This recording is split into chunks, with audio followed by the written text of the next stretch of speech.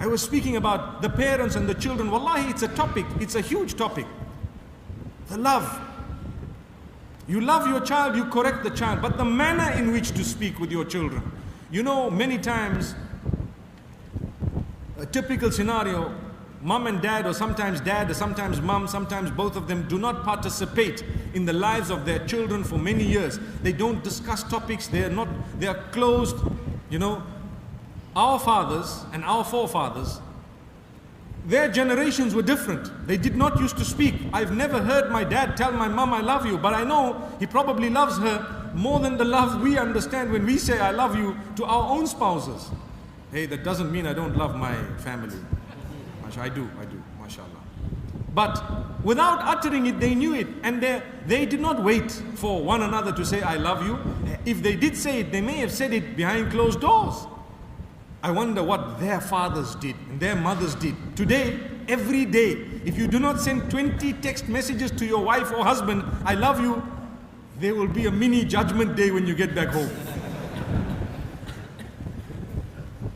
End of times. May Allah subhanahu wa ta'ala help us, really. And we have internet, WhatsApp, free calling, free this, but still we don't use it. Send it. Send the roses. It doesn't cost you a thing. You can send a whole garden on WhatsApp, and guess what? It costed you nothing. The only thing that's missing is the smell. I think soon there will be technology. I was reading about it. Wallahi, without a joke, I'm not joking, I'm serious. They are saying that very soon technology will get to the point where you will be able to send a smell through your mobile device. I see people saying, go and read about it. Sheikh Google will confirm. MashaAllah.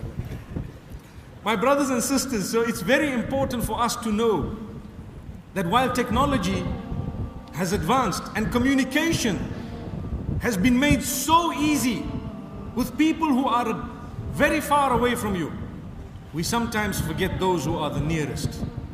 Those who are the nearest. Like I said, our parents, we didn't hear them say that, but in our case, you have to. And you have to spend more time. And the sacrifice levels are less. You have to admit. You have to agree. A long time ago, they would sacrifice. I recall a case where people suffered marital turbulence and they separated for a long time. And many years later, they got together, house on fire, problem solved, everything gone, mashallah. But they sacrificed for about, I think, between 5 and 10 years. We were very young, but I recall this. And mashallah, the problem resolved. Today, 5 to 10 minutes we get irritated, honestly. We cannot handle. Sleeping in the couch, separately, I'm gone. You won't see me out of the gate, out of the door. We're out. May Allah forgive us, really. Love is tested at the time of sacrifice. When the person you claim to love is now going through the most difficult times of their lives, do you still stand by them? Do you still look at their tears and wipe them off and say, I love you? That is far more genuine. When they've been embarrassed, when they've been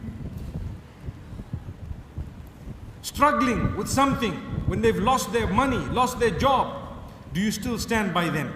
And do you still say, I love you? Subhanallah. May Allah help us to sacrifice. Sacrifice for our own children. Like I say, I was giving you the example of how people don't play a role in the lives of their children, and then at the age of 18, your son comes and says, you know, I want to marry this person. You say, no way, not over my dead body. So at night you hear the son getting up for tahajjud, oh Allah, take my father away. Because he needs to go. Such a simple matter. If you were really interested and played a role from the very beginning, you would have guided your child as to what to do and what not to do. And your child would have come to you not when it's too late. Your daughter comes to you and says, you know what? Astaghfirullah, may Allah forgive us. And may Allah subhanahu wa ta'ala not do that to us. But an example that needs to be given is an unwanted pregnancy. Will your child come up to you to confess or to say, I need your help, Dad? I need your help, Mom? If that's the case, there is love between you. You need to get up and help them. If you don't, they will get help from somewhere else. You may lose them even as a Muslim. They made a mistake, very bad. Is it happening? It's happening. In our communities? Yes, in our communities. How are they dealing with it? Well, go and find out. If that happens in your case, may Allah never make it happen to us. But if it does, and it may, and it can, you need to know how to deal with it.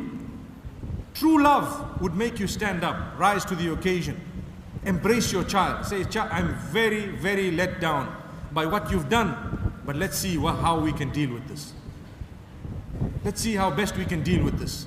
Go for help, seek some counseling, take your child here and there, ask for religious rulings, see what's the case, what has happened.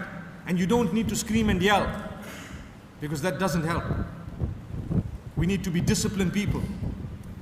A few years ago, the advice would have been different.